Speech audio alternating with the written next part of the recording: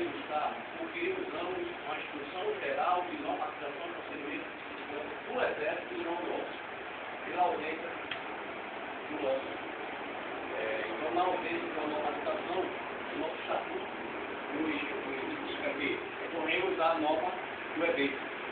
Mas já deixo de informação dessa palavra dos senhores de que já está sendo feito o trabalho de manual próprio de sindicância à nossa realidade, a Polícia Militar Pernambuco, que vai ser aproveitado pelo bombeiro também da Polícia Pública. Então, por esses dias, deve ser publicado pelo Defesa Pública Federal.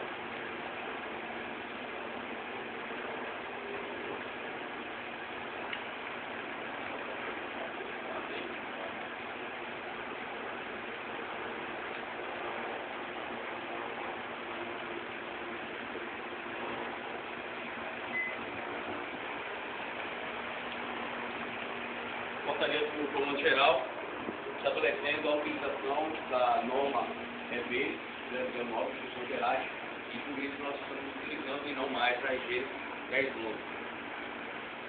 Esse manual que os senhores estão recebendo no